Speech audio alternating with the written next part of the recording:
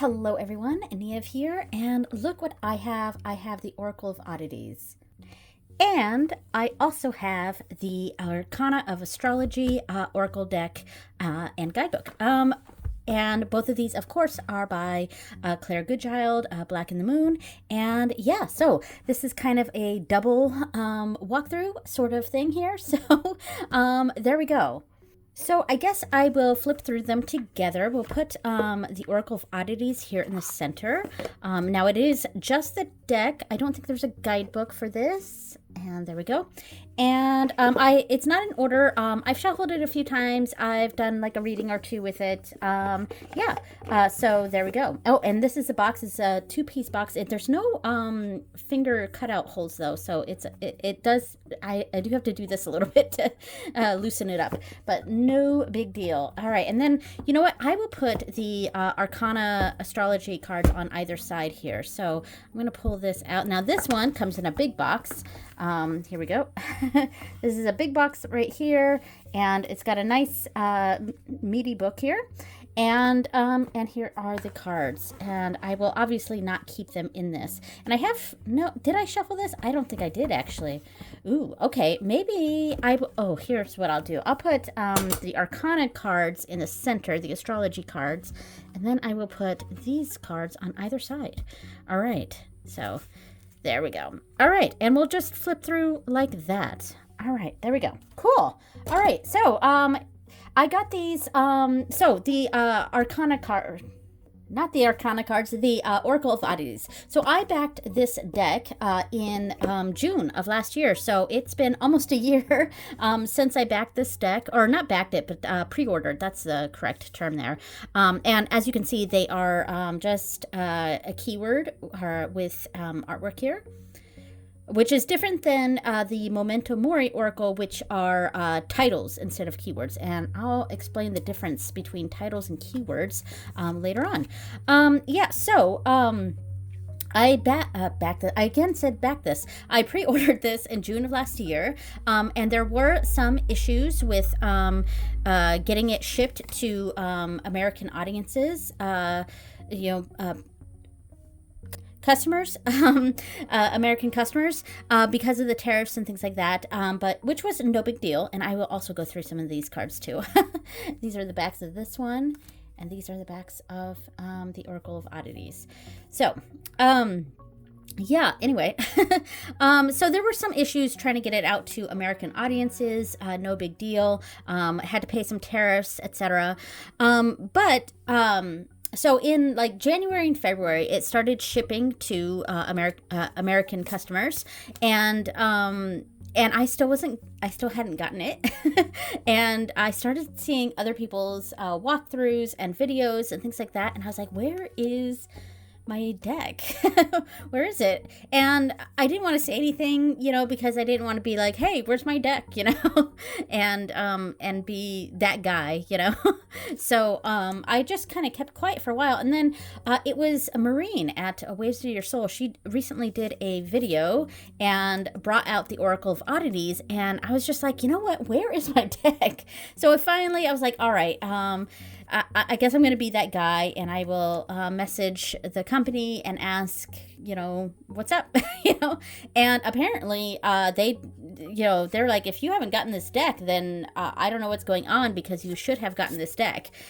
And so I was like, yeah, I haven't gotten it. And so they went ahead and shipped out another one for me. So there we go. So awesome. And I guess it slipped through the cracks somehow. Either got lost in the mail, even though I never really got a shipping confirmation or tracking number or anything like that. I did for this one, the one that I just got in. They made sure of that. So great customer service. So I did finally get it in, and I'm really happy to have it. So yeah. So the cardstock for this one here, the Oracle of Oddities, it's thicker than the cardstock for this, and the this is more of a matte, whereas this has a slightly more glossy. They're both matte, but there's a different finish on them. This is a bit smoother or slightly glossier, whereas this one is more of a true matte. And shuffling is just fine. We'll shuffle later. Yeah, it is this one is a little stiff. I haven't tried this one yet. As you could see, these are all in order. We're going through the signs here. So we just went through all 12 of the zodiac signs, and now we're starting the different aspects and planets and things like that. So, yeah, and yeah, so I love the artwork from Claire Goodchild. I mean, it's amazing, and I'm a big fan of the Memento Mori, and I pulled those out too so that we can kind of look at the how they compare and contrast.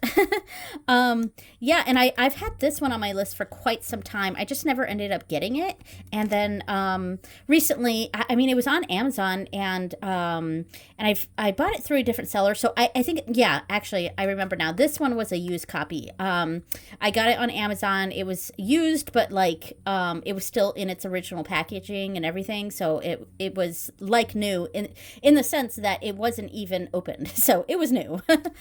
So here are the different phases of the moon. First quarter, waxing gibbous.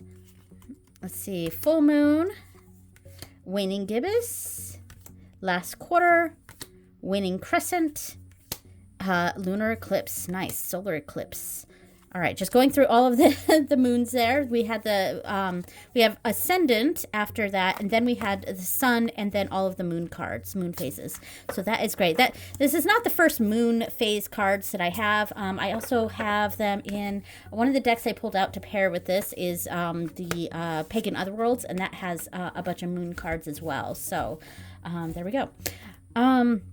Yeah, so we're just going to flip through these a little bit. So Mercury, Venus, Strength and Harmony. Now, of course, as I said, these are in order. These ones are not. So I'm not really doing any sort of reading here because it's basically the same stuff. Like, this is in the same order. So, but yeah, but I mean, like, we could, like, Nightmares and Rebirth. And then we have Mars, kind of that planet here in the middle, a lot of that strong energy. That's actually an interesting reading there. Manifest and Empathy with Jupiter in the middle, but Manifest and Empathy are go pretty well together there. All right. Saturn between Observe and Stability. Ooh. Saturn with Protect. That works. I'm kind of getting sidetracked. I'm just looking at the cards. Yeah, I've been a big fan of Claire Goodchild's artwork for quite some time. The only deck that I think the only deck that I don't have now, I think, is the Timing pack. And that's currently not in print. So, but when it comes into print, I will get that. And I am part of their Patreon. So I do, I have some of the cards in the Memento Mori deck here. I have that for some of the Patreon cards. Oh, and speaking of, I don't know if you noticed, but the background that I have here, this is a mat that I made myself, and I made it to match the bag that I made for the Memento Mori deck, and so I absolutely plan to make a similar bag for the Oracle of Oddities, and I do have another bag here for some of the expansions that I don't keep with the main pack. So, and this fabric here is actually the fabric that's on the other side of this, which I'll probably switch it to that sometime during this video. But anyway, let me put these back. All right, and so now we are on the houses, the house cards. Now, I do have a few astrology decks. So this is not my first astrology deck, but it's something that I'm still trying to figure out how I want to utilize my practice. I definitely do want to utilize it. You know, yes, I could use, I can pick out target cards from here and just use target cards, but I kind of like the idea of just using random cards more. It's just, I'm not sure how to do that, how to utilize that. So yeah, there we go. Ooh, abundance and burden with the 4th house. Oops. There we go. Sense and cooperate with the 5th house. Cool artwork. I really love this one. The artwork is just amazing. All right. Oh, I don't think I noticed this before. Is it just this card? The Cooperate card, the back of it has some sort of discoloration. And let me check to see.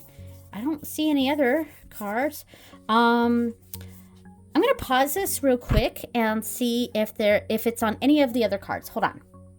Okay, I just looked through all of the backs on all of them here, and this is the only one that is damaged of some kind. I mean, it's smooth. I don't feel, there's no texture difference.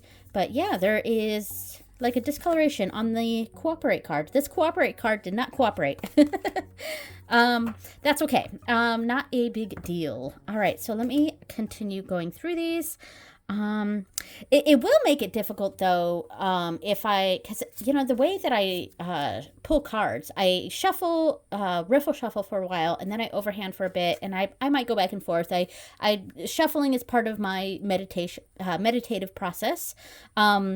But then, you know, I kind of pick the cards like this, where I almost fan them sort of in my hand, and then I'll say like, okay, this card, you know. Oh, excuse me, I hiccuped. So that might be an issue with this one, just because, you know, the back is not as, it sticks out a bit more. Oh, well. All right, so opposition and awaken. Let's see. 7th house. Really great keywords to connect and ending. These kinds of keywords would make a good spread machine, like creating a spread. So yeah, and that's actually how I used it a couple times. I don't remember what decks that I used with it, but I have used this a couple times, and I think I used it as a little bit of a spread machine, where I pulled out cards for the positions and then pulled out tarot cards for those positions. So I love the different colors in this too. All right, almost there. And I am getting a little bit sick, unfortunately. So I'll probably have to pause every once in a while to cough. Unfortunately, we're in the distant planets now. Okay, the asteroids and things like that. So Chiron and Ceres. Oh, I do need to pause to cough. Okay, I am back.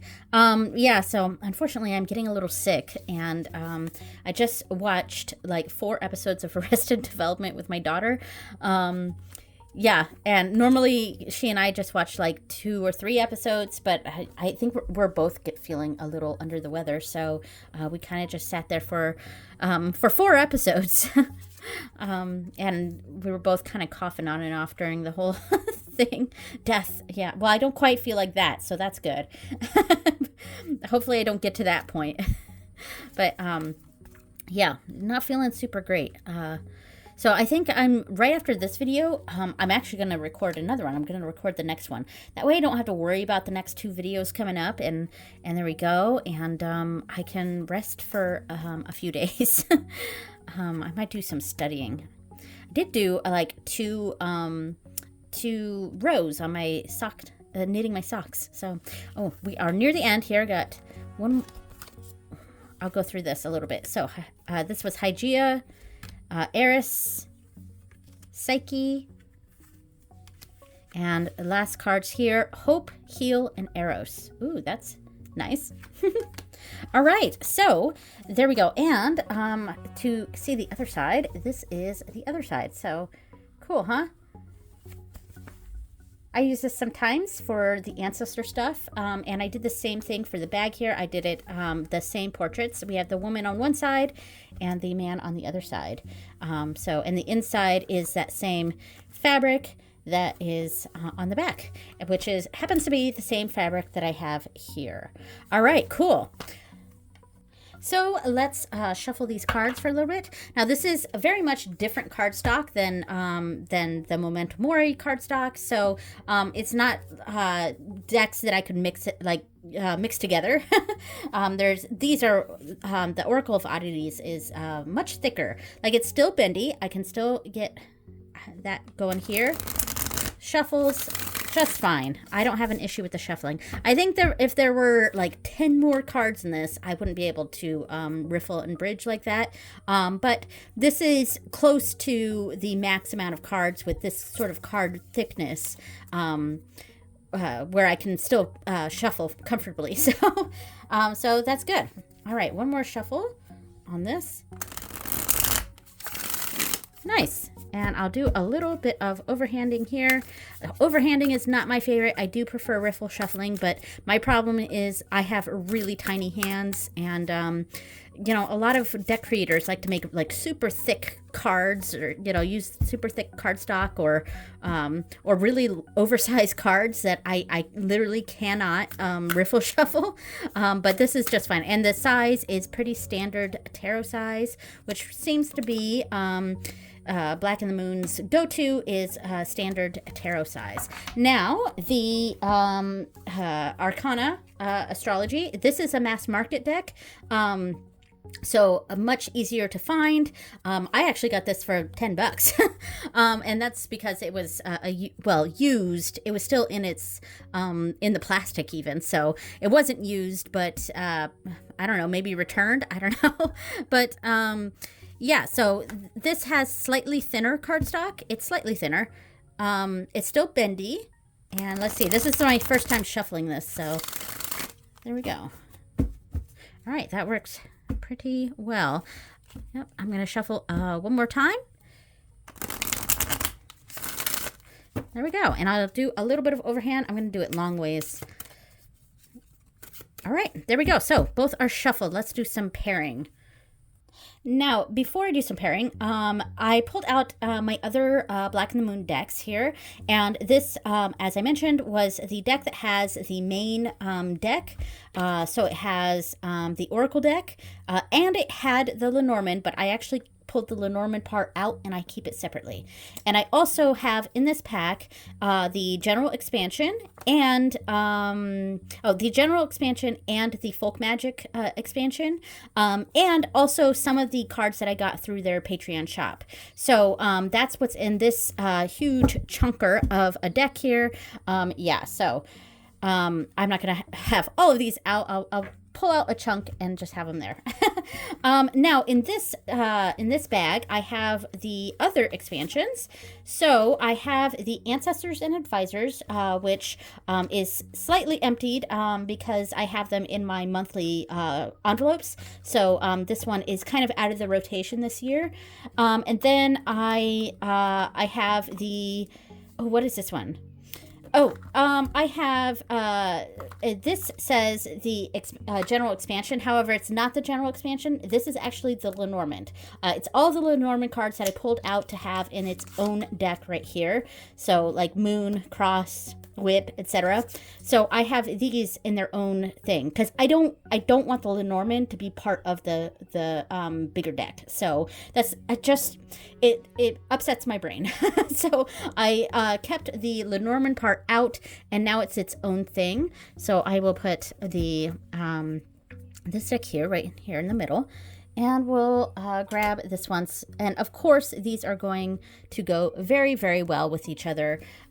Grab a few more of these. There we go. All right, so the reason I have all of these together, obviously they're going to go well together because they're part of the same family, like same creator. Cardstock is different, so all of the cardstock in the Memento Mori realm is the exact same, and it's got the same backings, etc. Whereas this is very different, of course. Yeah, so I couldn't mix this in with them. But I wanted to sort of explain real quick the difference between a title versus a keyword. And then we have the Lenormand here too. So a title is something like this. So shell, boar, hourglass, mining pick. This was upside down, but nettle. So stuff like that is are what is called titles, where the titles themselves don't actually necessarily mean anything. It's what the reader intuits from it. So pins here, I could come up with several different things that this could mean.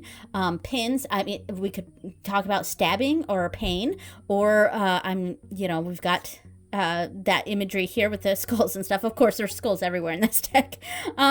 So we can think about that. We can think about pinning a place, like I've pinned this. So holding something in place or coming back to something. You can go on and on. Ladder, like ladder by itself doesn't mean anything, but you can come up with your own sort of interpretations on what ladder means. Moving up in the world, having to climb your way up,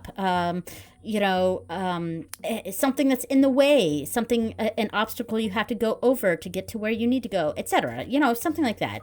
And then, some of these are from the folk magic or from, this one's a Patreon thing. So, it's got something to do with folk witchcraft. So you would have to know what the Rowan cross is, and have an idea to come up with what it means. Runes, you can come up with what that means. Fountain pen, so writing a letter, I would take this as a bit more of an active approach to something, sending out instead of receiving, because it's the act of writing. So you could really go into that. Spider, whatever that might mean for you. Sorry for people who don't like spiders. Staying. So what that means, I mean, this could be a masculine energy, perhaps. Chess piece. I love that one. So that is a title. Versus a keyword like this for the Oracle of Oddities, where we have anxiety. This is not a thing. It's describing something, it's it is a thing in the sense that anxiety is a noun, but it gives us what it means right there. Anxiety, it gives us what it means. So like this one is a little bit more abstract. We got chess piece here. It might represent strategy. Strategy would be a word that would be on something like this. A title is chess piece. A keyword is strategy. I hope that makes sense. And with Lenormand, these are titles, because we have moon, cross, whip, letter, obelisk. I cannot remember what this is. So it's 21. Is it mountain? I don't know. I'll have to double check that. That's the problem with this Lenormand is some of the cards are a little renamed, and I have not used the Lenormand enough to be as well versed on what what the renames are here. But yeah, so wheel, I think that is ship. Yeah. So but still, these are titles. Smoke, tower. So a Lenormand is made up of titles versus keywords. So yeah, so that was just a quick little saying the difference between keywords and titles. Now this astrology deck, I guess it would be titles, because you could have a meaning on what these are, but you kind of need the extra knowledge. You need the extra knowledge on what that means, or straight up using your intuition on what some of these cards mean. But we've got ninth house, we've got ascendant, things like that. So I feel like you would need to at least have some sort of somewhat basis in astrology to sort of understand what these mean. And that's also why it's not a big deal that the Oracle of Oddities doesn't have a guidebook, because it kind of doesn't need a guidebook with the keywords on here. Now, I mean, you could have a guidebook that's talking about the other stuff that's on the card. I mean, that could be a thing too. Knowing what sorts of flowers these are, etc. Knowing what kind of mushrooms these are, what bird this is, etc. So, I mean, that would be, I don't know if they're planning on coming out with an added book or anything, but I don't think it needs it. But that's just my personal opinion. All right, now let's get into some pairing. Okay, so since a lot of the primary uses I plan to use for the Oracle of Oddities, it tends to lead more into the ancestor work realm, and that's actually why I love the Black and the Moon deck so much, is because ancestor work is a big part of my practice, and so I have lots of decks that I use specifically for ancestor work. And one of those decks is the Relative Tarot, and this is the bag they're made for it. Nice family tree there. So this is an obvious pairing in the sense that this is a deck that I use for ancestor work. It's meant for ancestor work. So how do I like this though? So here's the thing with the Relative Tarot. The coloring is a bit, I mean, it's nice on this deck, but I find that it kind of clashes a little bit with more creamy colored cards like this. I mean, it's okay. We have anxiety between the Hierophant and Strength. Ooh, okay. There's some big energies there. And I think, I've had a bit of a struggle with the Relative Tarot. It was a deck I wanted for so long, but when it was an independent deck, I wanted it for so long, and I never ended up getting it. And then it went mass market, and me being a genealogist by hobby, not trade, but a hobby genealogist, and have been one for a very, very long time. The Relative Tarot was like right up my alley, and it finally came mass market, and I snatched it up. But I've hardly used it. And, well, one, I don't like the numbers on the side, the life numbers. I just don't, I don't know. And the book is all about the life numbers. And it's something like that's, like, I do incorporate numbers into my practice very much. I very much follow numerology. But I've never been a fan of the life number thing, in the same way that I've never really been a fan of Tarot Card of the Year based off of birthday. Like, I don't mind Tarot Card of the Year if I'm like randomly choosing and I'm pulling a random card and that is my Tarot Card of the Year. That's different. That I actually, my brain wraps around better. Hangman. Page of Swords with support in the middle. Actually, I kind of like this one. This looks pretty good. Better than I expected. I think I've had trouble pairing this one with the Memento Mori, so I didn't think it would be much different here. But this one's actually, I like the way this one's looking. It's pretty good. Anyway, so there's something about it that my brain just doesn't wrap around when it comes to like using your birth date to figure out your life number or your Tarot Card of the Year, etc. I don't really like that because it feels arbitrary to me, but in a different way than shuffling and pulling a random card. I don't know if that makes sense, but in a different way from that. In the sense that, I put it in the wrong pile. Like if I shuffled and drew a random card, to me that feels more connected to me. Whereas I feel like, the number of the month of the year is something that we as a society sort of made up. I don't know. I don't know if I'm making any sense, but that's just something that my brain has never really liked. I've never really enjoyed the whole tarot card, like using birthdays to figure out Tarot Card of the Year or life number, etc. I think I like something just a little bit more random, like I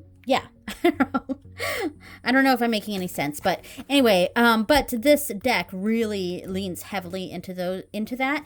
But I mean, I don't mind some of this because the Fool is card 0, so it's card 22, which means it's also a 4. It's also connected to card 4, card 13, because 13 is 1 plus 3. And what is this right here? Oh, 4s. That says 4s. Sorry, I was not wearing my glasses. So the Fool is connected to 4s. Okay. It's not on any of the court cards. Here's another 4 because it's a 4 of Cups. So, I mean, I guess I don't mind the numbers too much. I guess I find them a little bit distracting, but, I wonder if I can use this at some point, and try to lean into this a little bit. Anyway, I've gotten off track from this video. All right, let's move to the next deck. Okay, I was gonna use the Pagan Otherworlds, but I think we can do this some other time. It's gonna be pretty similar to the last one, I think. So instead, I am going to do my brand new deck, the Fortunate Frogs. So we are going to have this one here as a pairing, and this I actually know it goes pretty well because this was the deck that I actually used it with. And this is in my ancestor category because oh, wrong pile. Because the frog deck I use, or am planning on using, since it is a very brand new deck for me, I'm planning on using it with one of my ancestors, who I associate with with frogs. Anyway, so this is an ancestor, very specifically an ancestor deck for me because it's connected to one of my ancestors. So, the only problem I have with this deck, I don't like the cardstock too much. It's a little too thick, but it does look really nice with this deck here. So we have Page of Cups. This is Page of Cups, Lily Pads' Cups. That's the other thing I don't like about this deck. I just wish it wasn't renamed.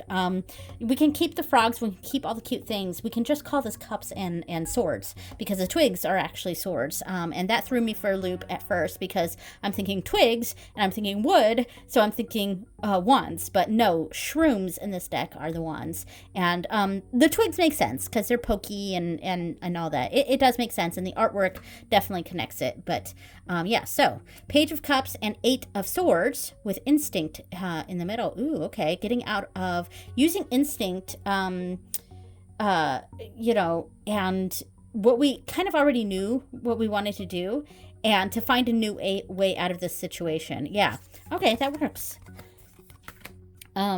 This is actually a really nice combination, these two decks.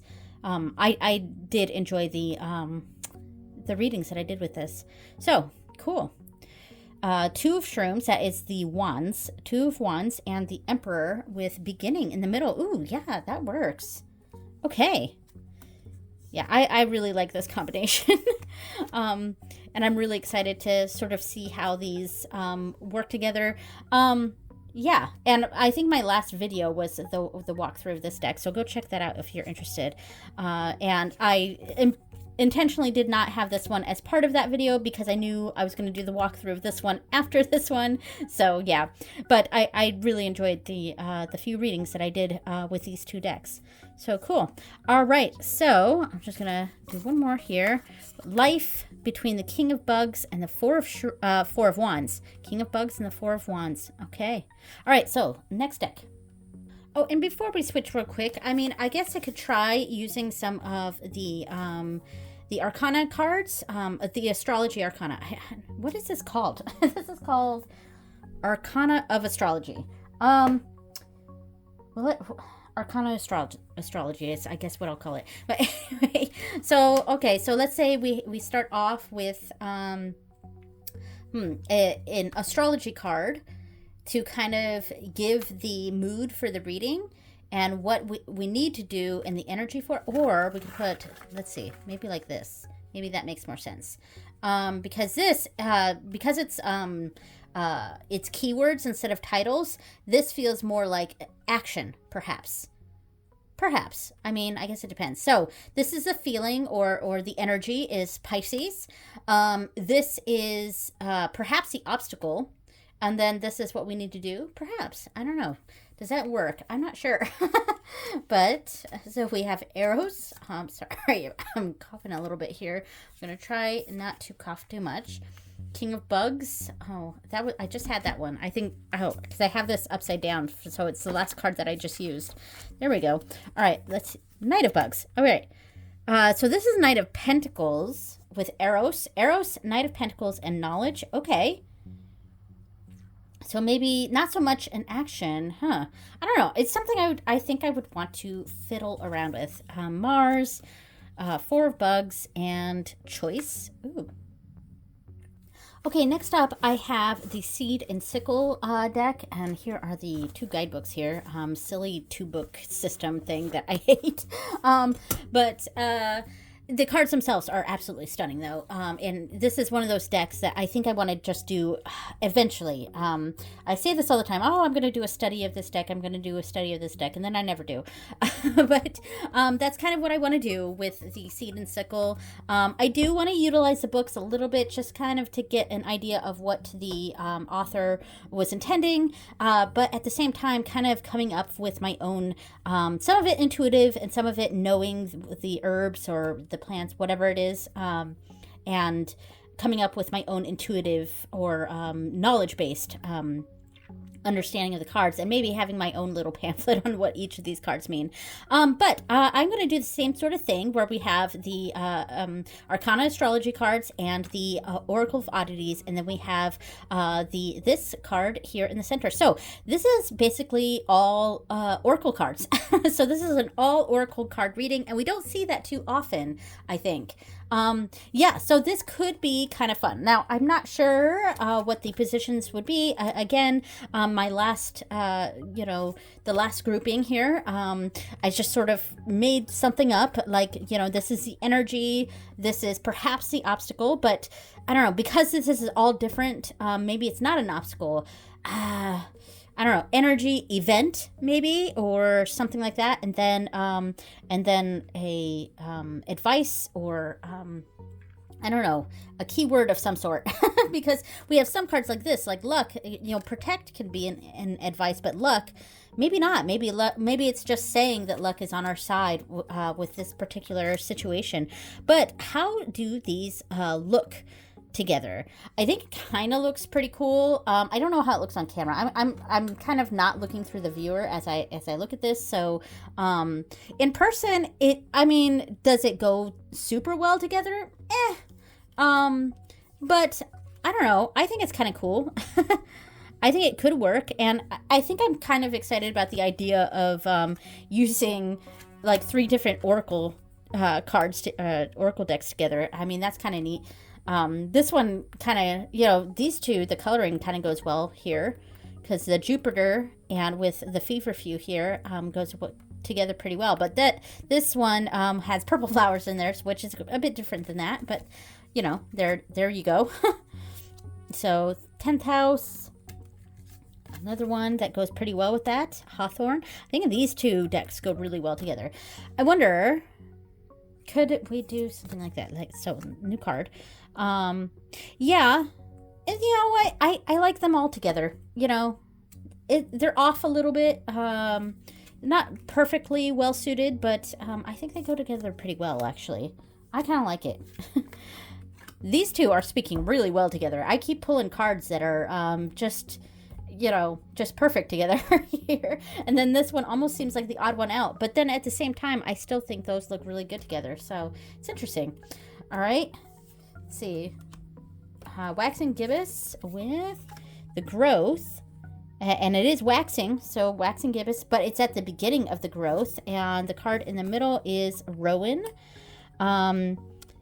And I wonder what Rowan, we see a string coming together, so things are perhaps tying together, coming together, and it's wound up around this. I don't know, something I could read into. All right, so that is that one. So I actually quite liked this one. Gosh, the artwork on this is so beautiful. It's just this, I really need to do a study on this, because it's a little bit unusable for me, because I just don't know how to read with it. But gosh, it's beautiful, and I think I keep wanting to bring it out. So I think it's telling me it's time to finally do that study of this deck of, at some point. Like, I don't know that I have the time, but gosh, I need to do a study of this deck. All right, so that is that one. So I thought I'd try to pair it with the Goblins and Gardens, one of my favorite bags that I made for this, that I've made for decks. I love this bag. Anyway, so Goblins and Gardens. So I just have them with the Oracle of Oddities in the middle and 2 tarot cards on either side. Thought the energies could go well together. Not sure, but we'll see how it goes. And one of the things I was sort of thinking too is we can add on added energy of a planet for each. So let's maybe for each of these cards. So the Queen of Swords here is attached to Juno. The theme of this reading is observe. So now using these as theme cards. So observe with the Queen of Swords and the Knight of Wands. Queen of Swords energy is Juno and Knight of Wands energy is Gemini. So that could be kind of an interesting combination. Perhaps not like this, but I'm just trying to fit it into frame. But I thought that might be kind of fun. The other thing I could do is use these as spread positions. So right here, observe, support. Oh, no, actually, we could do like that. So we could do observe and support with, we'll put first house here. Oh, I got two cards together. First house here. And then on top of that, we have the Queen of Swords for observe, first house, support, Knight of Wands. Interesting. I mean, that's a possibility. It does cover up the artwork, but, you know, using it as spread positions where we're paying more attention to the word itself like that instead of the artwork. And that is the spread positions with the theme being the astrology here in the center. Actually, I think this goes pretty well. So then, you know, stability, and here's the cooperate card that does not want to cooperate because it's got a stain or something on the back there. And then this is the energy is Cancer, and on top of that we have stability, the devil. Ooh, interesting. And cooperate, we have Nine of Coins. Nine of Coins with Cancer in the middle. That's interesting. Huh. This is actually kind of a cool combination. It kind of ties them together. I mean, yeah, we lose the artwork from this, but using it as not keywords but spread positions. And then we have Vesta here. Vesta with eternity and cycle. The eternity, we have Two of Swords, so in a choice like forever. We're just like we're just always in this choice, and it's a cycle. Queen of Cups, and it's quite an emotional cycle, or we're perhaps going to the Queen of Cups to help us out of this, and the Queen of Cups could be this Vesta energy. So it's kind of cycling here. We're always in this indecision era. So actually, I think this turned out pretty cool. I may utilize this combination at some point. It was kind of fun doing this. Now I have to go through and separate all these cards. All of these go here, and the goblin cards go here. So I wanted to go a bit more witchy, and I pulled out the Moonlit Tarot by Chanel Days. And so, yeah, so we can start off with one of the cards here. So we got Full Moon, and perhaps I draw maybe 3 cards here. For whatever reading I'm doing, I don't know what, and then we can finish it off with one of these cards. So explore. And since I do have some room here, let's see, I happen to have these next to me. These are OM cards, and I have OM staves down here. So I mean, one of the things I could do is pull an OM for each of these. So with Star, we have this one. I don't have the OM memorized, but there we go. So I could pull an OM for each of these, like that. That'd be kind of cool.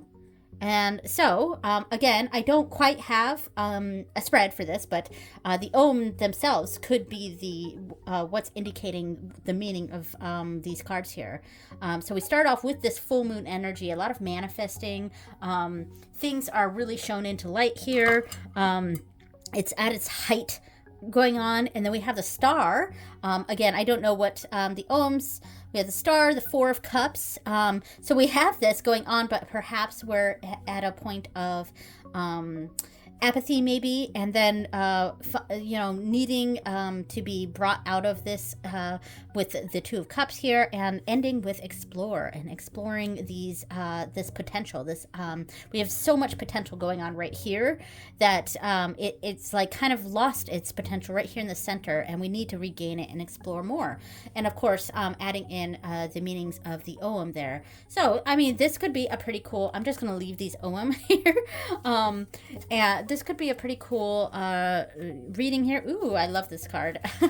This was the reason I got the deck primarily. And then closing it off with this, with opposition. Yes. Sorry, not wearing my glasses. I think that says opposition. And I could switch out the OM, or perhaps I could try using some of the OM cards. Perhaps we do something like this, like that. That might be too much. Might be too much, but maybe we'll just stick with the OM. Or we don't have to do anything fancy like that. We could just do a little 5-card line like that. Yeah, I mean, we could do that. I do like the combination. I think I like it a bit more with not the astrology cards, but more the with the Oracle of Oddities. I mean, I don't know, like some of these could look cool, like, you know, the Pluto card is pretty cool.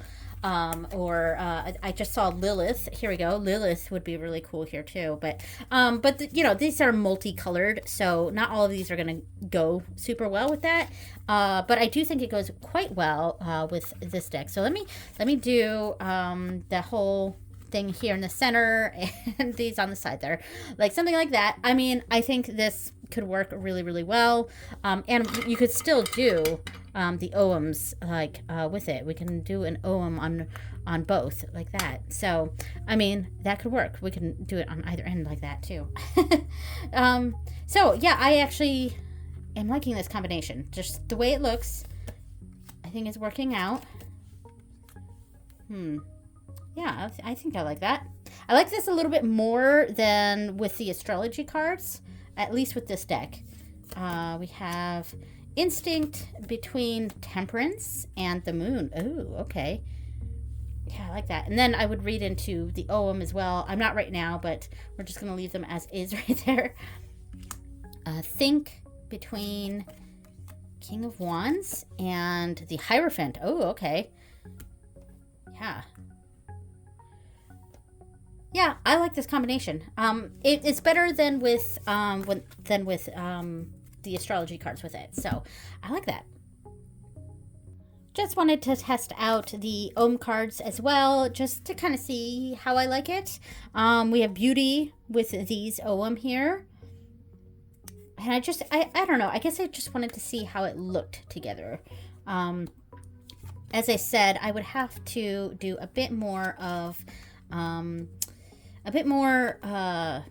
study. The Irish Pagan School also has an OM Academy that is part of the Irish Pagan School, and I am part of that newsletter, though I haven't joined any courses yet. I just recently bought from the Irish Pagan School. I bought the Driocht course, so Irish Witchcraft. So that is, I just haven't read through it yet.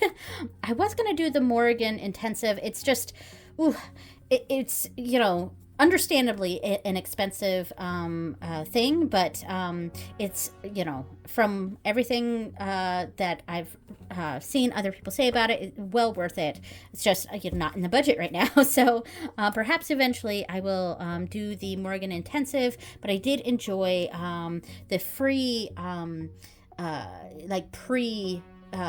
live streams for the Morrigan Intensive leading up to it.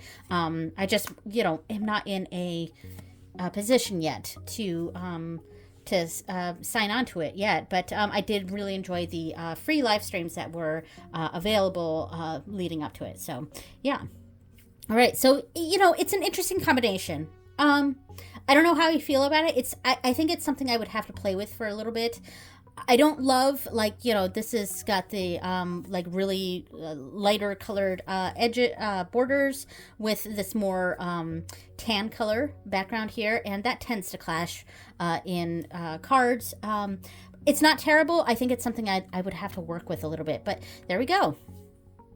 Okay, so that is the Oracle of Oddities and the Arcana of Astrology decks, both by Claire Goodchild. Thank you so much for watching, everyone, and I will see you next time. Bye!